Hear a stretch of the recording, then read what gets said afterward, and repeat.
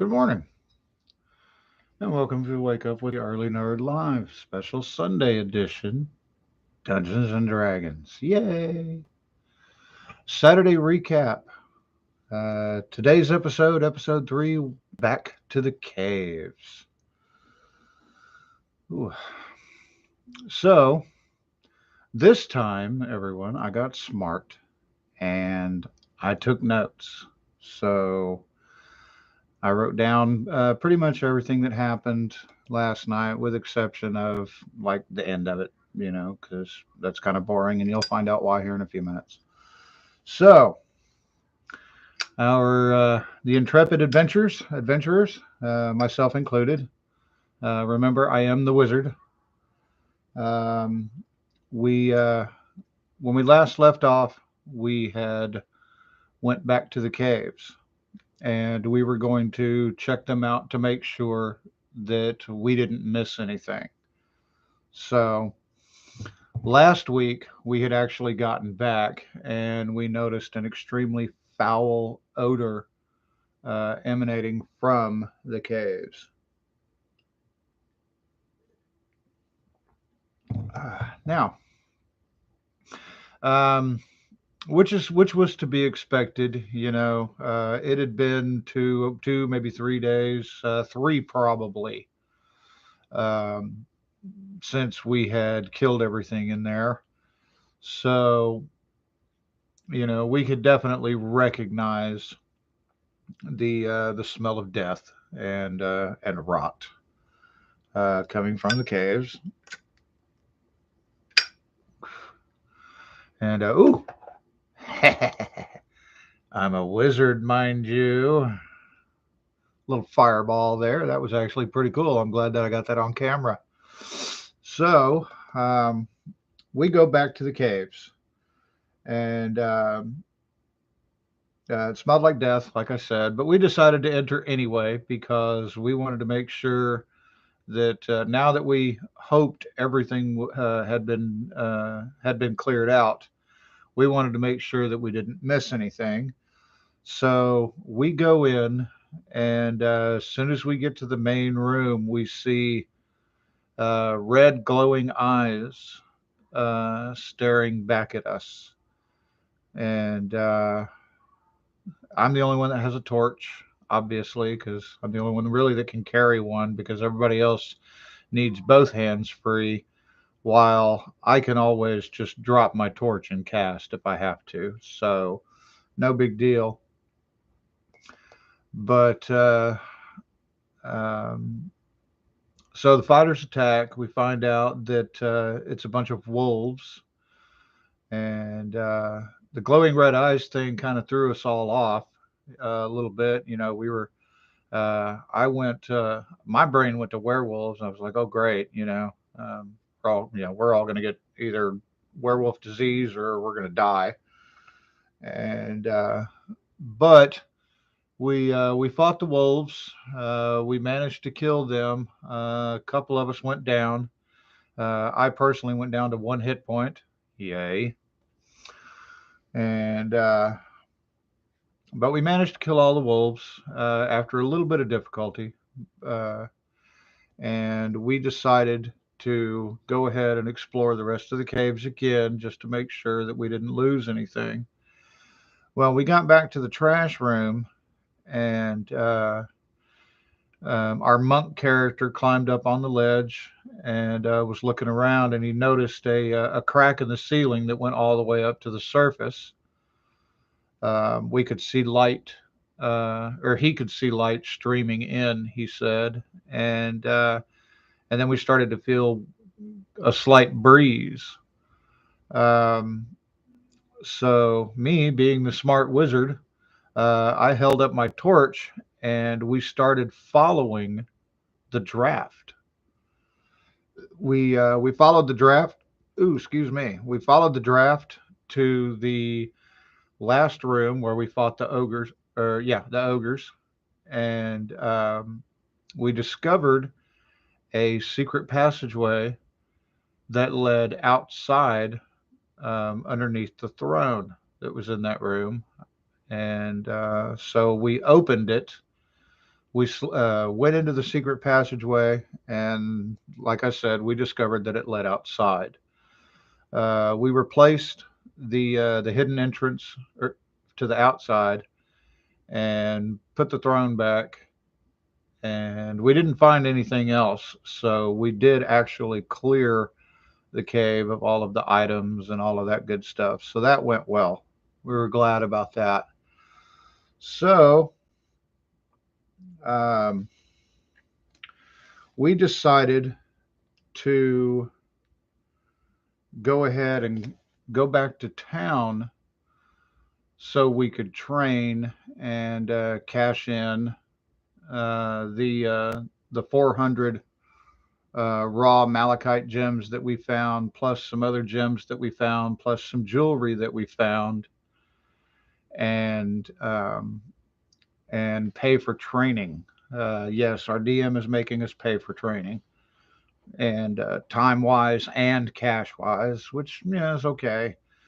Uh, Generally, in all my games, that was something I just avoided. We always did the butthole tingle thing when you leveled up, but that was merely for comedic and potty humor effect. I mean, we're a bunch of junior high school kids at my table. Even though I'm 50 something years old. Um, so we head back down to, or we're heading back to the crossroads that we were teleported to when we first started, and we came across the dilapidated inn that we had found that I hope I mentioned a couple of weeks ago. I think I did. I'm pretty sure I did. Um, and one thing I forgot to mention when we actually found the inn and we were exploring it, we went down into the basement and we were confronted by another pair of red eyes. We discovered that that pair of red eyes belonged to a dog. We also found another dog who was nursing puppies in the basement. And I fed them and tried to make friends with the dogs. And, I didn't have much luck the first time, but, I was cool with them. I fed them again before we left and wasn't too concerned about leaving them alone because, I mean, they'd survived this long. So obviously they were getting food from somewhere. Um, so we got back, and the first thing I did was go feed the dogs. So I went down and I fed the dogs, and tried to get friendly with them. And this time Ingo rolled real high on a reaction, and this time the dogs were friendly to me. So they became my dogs, and I've named them. Their names are George and Margaret. There's a story attached to that particular set of names. For those of you that watch my channel who know that story, great. For those of you that don't, well, you're just going to have to wonder because it's not something I'm going to talk about. Um, so we went ahead and we stayed the night at the inn that we were living at.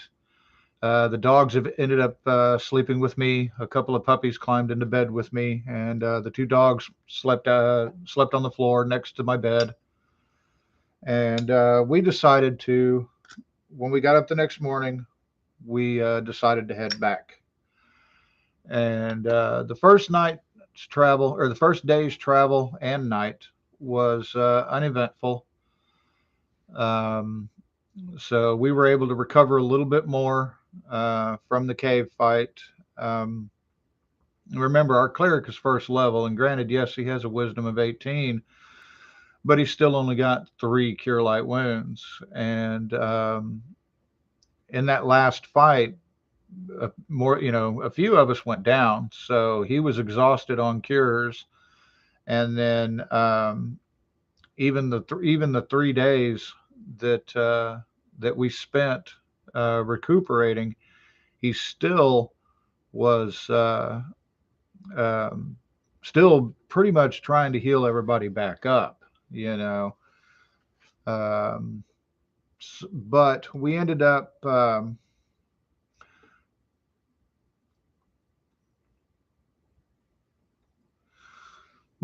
getting, pretty well recovered, and so we kept traveling back to the town, and we were camped. I think it was the second night. Yeah, second night.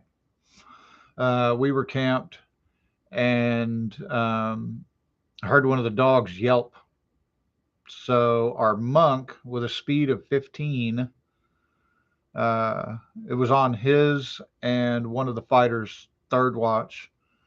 Uh, they look over and they see a, a fairly large black quadruped shadow type go running off into the woods. So our monk, with, like I said, a speed of 15, goes and takes off after it. Uh, the fighter wakes everybody else up, and then takes off after the monk. And I wake up and take off after the fighter. Um, the cleric and the other two fighters, they spend time putting their armor on, which takes 2 rounds because they were wearing splint mail, and then they take off after us. So our monk is chasing this thing down, and we come across a willow tree um, that turned out to be a lair of 4 black leopards. Oh boy, wonderful. Needless to say, after an extremely tough and harrowing fight where everybody went down except the cleric, I mean, we were close. By the end of the fight, I was at -7. 2 of our fighters went to -9. The monk was down at -7, and another fighter was down at -7. It was scary, y'all. We all almost died due to a bunch of cats, a bunch of big cats. But we managed to defeat them, and we ended up camping in their lair for, oh, I don't know, 2, 3 days, I think, because it was the best we could do.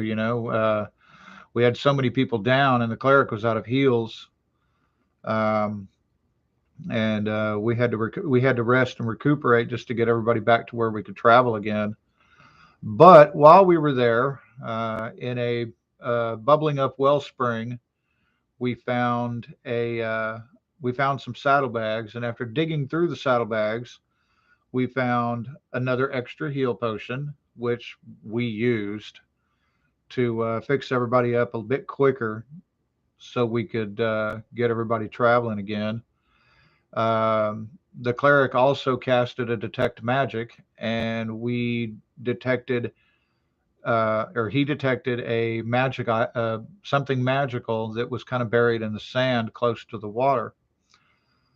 And so he digs it up, and it was something long and thin that was wrapped up in an oilcloth. He unwraps it, and we found a stick. I mean, most of you can guess what it was. Yes, it was a wand. Turned out that's a wand of lightning with 5 charges left. But we didn't find that out until later. So I'm just telling you now, so y'all know. Um, so after we heal up, we uh, we traveled on and got back to town. Oh, I almost forgot to mention, we also found some jewelry. We found some jewelry in the ogre cave. Okay, that comes into play. There's a reason I mentioned that, and you're going to find that out in a minute. So we end up going back to town. We get all the items that we'd found identified. My darts turned out to be +1. We had to pay for this, by the way. Um, the darts, like I said, turned out to be +1. The two-handed sword that we found was also +1. The battle axe we found turned out to be a +3 good aligned battle axe that detects evil. Um, we also found the arrow of slaying, slayed ogres. Already, I think but I already told you all about that. So I think I actually identified that, but I'm not sure.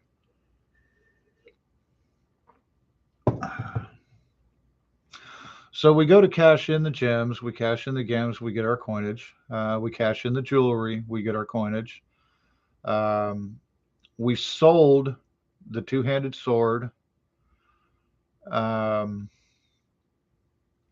let me see. I can't remember. Trying to remember if we sold anything else. The potion we kept. The arrow we kept. Of course, I kept the darts. Um, we had the wand identified. I kept that. Um, we Yeah, I think the only thing we sold was the two-handed sword, and then we sold the gems, and then we had the jewelry appraised. We sold the jewelry, but we had found a super expensive piece of jewelry. Ingo rolled it up. He showed us the rolls. And when you're a DM and you roll like that, even as low level as we are, you kind of have a conundrum. Do you give it to your players or do you not? Well, I do when I'm DMing. If I roll something like that, then I will give it to the players because, well, I mean, it's the roll, it's the luck of the dice. We ended up finding part of the Iusian crown jewels worth 32,000 gold. We found a tiara. And I don't know how familiar most all of you are with first edition jewelry mechanics as to how they work, how to determine value. But you roll the percentiles, and that determines initial value. And then you roll secondary dice to determine whether or not it increases in value. And so he rolled the percentiles, rolled high for the 2 to 12,000 initially, and then rolled a 1, which automatically increased it to 12,000. Then he rolled another 1, which increased it by another 10,000. And then he rolled another 1, which increased it by another 10,000. So basically, we ended up with a 32,000 gold piece of jewelry. Mind you, we sold that real quick because we needed the money because we had to train. Um, the 400, we told um, the guy that we're working for about the mine that we had found, and he, of course, said we knew about it. And then we produced the 400 uncut malachites and asked him, what he would give. And we also asked for a finder's fee for the mine. And he was generous enough to um, give us the inn building that we had found and cleaned up, and 10 acres of land that surrounded the inn as a finder's fee for the mine, and which we were, happy with. We can use land. We can always use land. Um, that helps. Gives us a spot to build structures in the future if we need it. And then we spent a week training,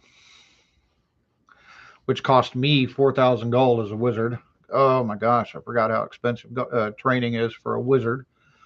Um, but it turns out um, that our cleric was able to garner enough XP through the leopard fight and the magic items that we found, and everything else to um, to level up again. So we spent another week's worth of training, and he spent the gold. So now everyone else is level 2, but our cleric is level 3. So he has second level magics now. Um, I'm now level 2. I was able to acquire 2 more spells, which I picked light and comprehend languages. So now I feel I have a pretty decent repertoire of spells. Now, some of you may wonder, why did I pick light? Well, because it can be used as an attack spell in a pinch. Um, if you cast it on the bridge of the nose, right between the eyes, it will blind an opponent. They get a saving throw. And if they make their save, the ball of light appears like a foot behind them. But if they fail their save, the ball of light appears right here and it will blind them. And anything that's blinded has a -4 to any and all attack rolls. So that can be beneficial, to us. And of course, the reason I took comprehend languages is because, well, we want to be able to understand somebody or someone that we can't understand. Um, I mean, as far as I know, comprehend languages, it encompasses like every known language, even unknown ones. Um, so, I mean, I feel that, I feel that was a pretty good choice. Um, During our stay in the town, we were also able to acquire a couple of more magic items. Our monk acquired a +1 spear. I acquired a +1 dagger. Um, one of our fighters, I think, bought an oil of acid resistance. The other one of our fighters bought an oil of etherealness, just in case. These are useful things. Yes, they're only useful in certain situations, but hey, when you get into that situation and you don't have that useful item, well, it kind of sucks. So, we're the kind of people that like to try to be as prepared as we can be.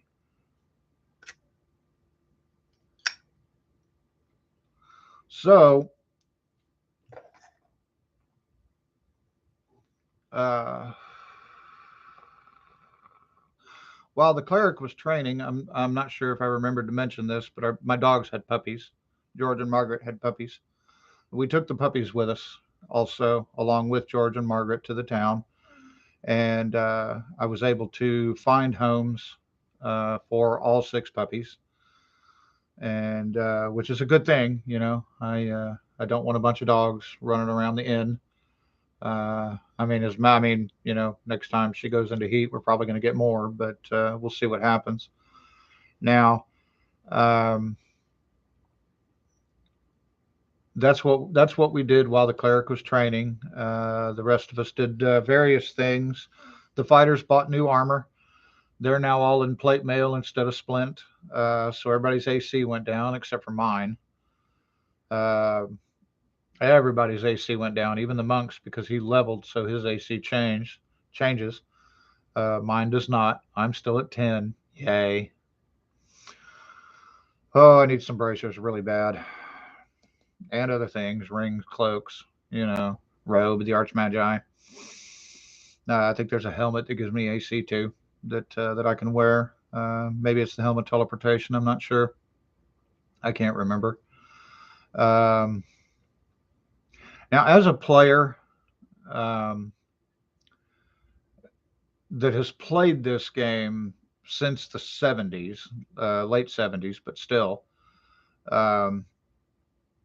I have to try really hard to not use prior player knowledge in the things that Ingo describes to us. So when he describes things to us, in order to keep that mystique about the creatures and things like that, he only gives us a very brief description. It's like when he was describing the leopards, he said black quadruped that was very fast. Okay, that was, and it was so fast that that was pretty much all we could see.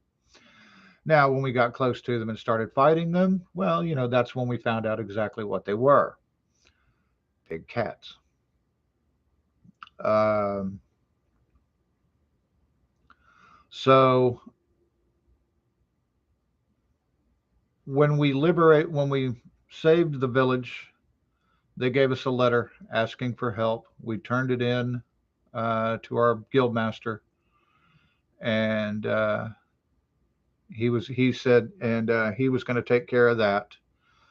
So when we got back, or got ready to leave, we went back to the guild master, and we were teleported back to the cave set, not the crossroads this time. We were teleported back to the cave set, and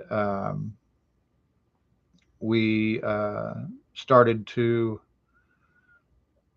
get ourselves together and figure out what we were going to do. Um, we were teleported with some miners to get started working the mine, and we were also teleported with some other men that were to go to the village and take a bunch of building supplies, and they were going to help rebuild the village as well. So we were looking around.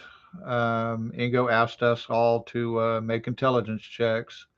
And fortunately, my intelligence is high. It's an 18, which it needs to be, as myself being a wizard. And I scored really low, and so did a couple of other people. And we were able to recognize a worn path. Now, none of us are rangers, mind you, so we don't have any kind of tracking. But we do have common sense, and we do have general basic knowledge, and you can tell when a trail has been worn.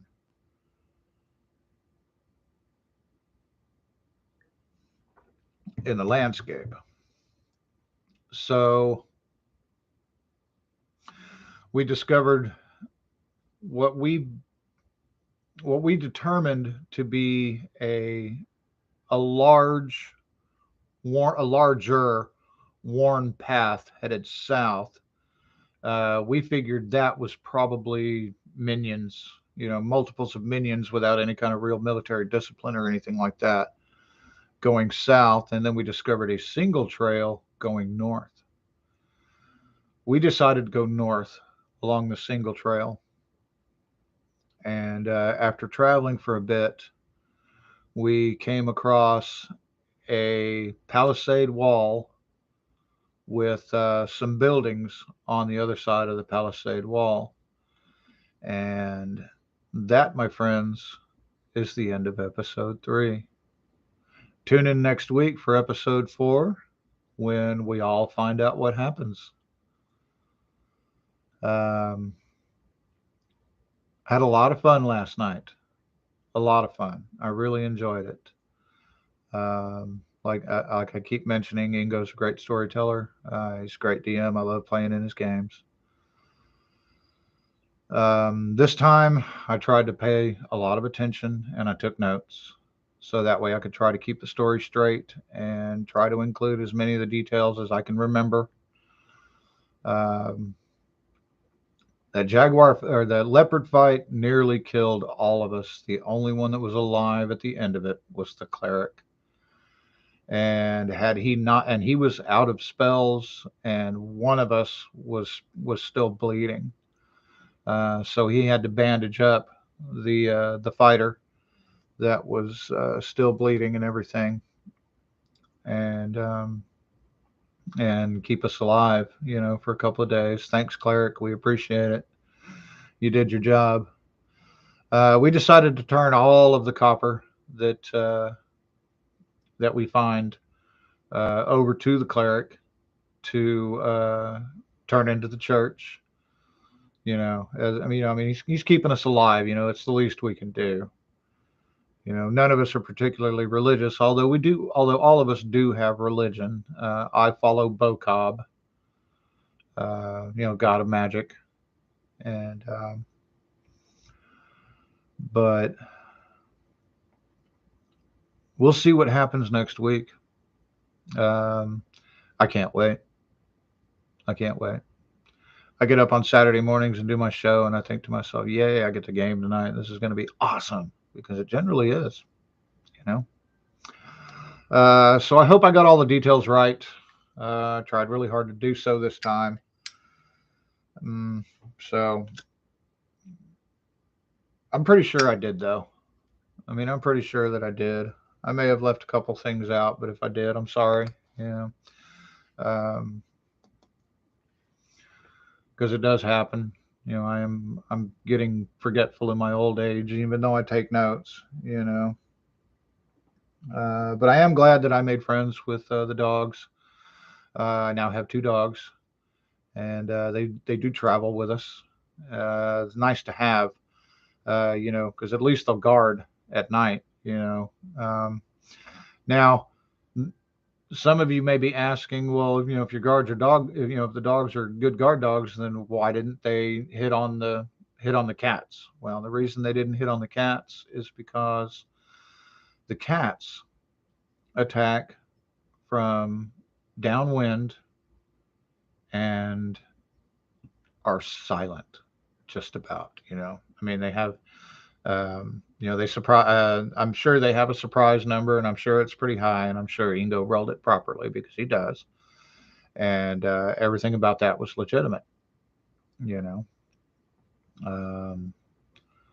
But we had fun. We had a lot of fun. Being that close to death is scary, but exhilarating at the same time. I've already decided that I'm going to just,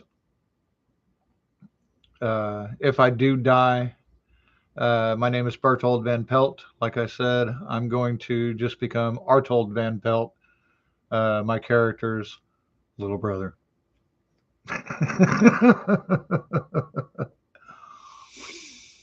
So anyways, that's it for today. I hope all of you enjoyed the story.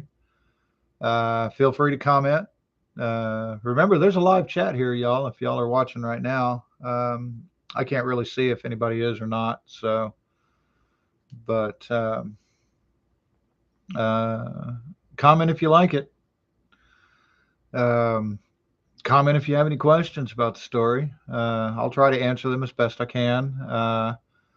Who knows? Our DM is watching these episodes. He may even answer them if you ask. Oh, one thing. I mentioned the red-eyed wolves, and I mentioned the red-eyed dogs. I almost forgot this. Now, some of you may be wondering, well, why did they all have red eyes? And we were all wondering that the same as well. Apparently, now since the fall of Ayuz only occurred, just a few years ago, the effect of Ayuz controlling this land is still prominent.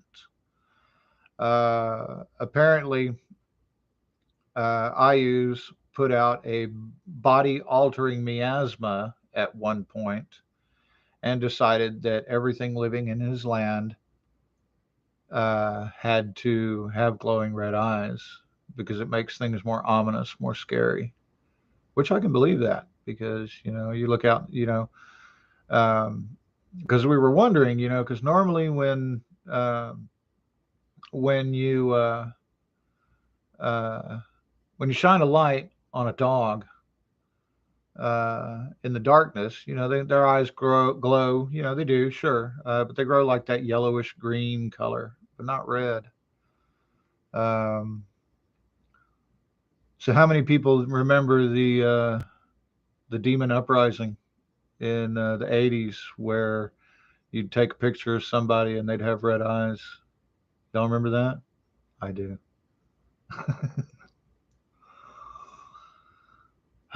Okay. All right. Well, this show's gone on for quite some time. Wow. I think this is my longest show ever. I mean, I'm already at 35 minutes plus. So, so I think that's enough for today. I think I've covered everything. If I haven't, I'll try to include it in next week's recap. But in the meantime, if you like my show, uh, well, please like my videos. Please subscribe if you haven't already. There is a Facebook page. Check it out. It is the Early Nerd. Um, if you search the Early Nerd on Facebook, you'll see the familiar seagull come up. It is the banner. Um, the seagull was designed by Twisted Switzer, my producer, with Give Love Productions, and myself. We both came up with the idea. He refined it. He's the artist. I personally cannot draw. I am not an artist in any way, shape, or form, at least with drawing or stuff like that. I'm more musician and other type of art. Um, but so if you choose to look up the Facebook page, go for it. Uh, Give it a like if you like. Remember, I'm also on Twitter, uh, the Early Nerd at Early Nerd Live. Feel free to follow me if you like, and but always remember, whether you go anywhere on this lazy, quiet Sunday morning, be safe, be careful out there, and always remember, Early Nerd loves every one of you, regardless. Early Nerd loves y'all. So we'll talk to y'all tomorrow. Bye bye now.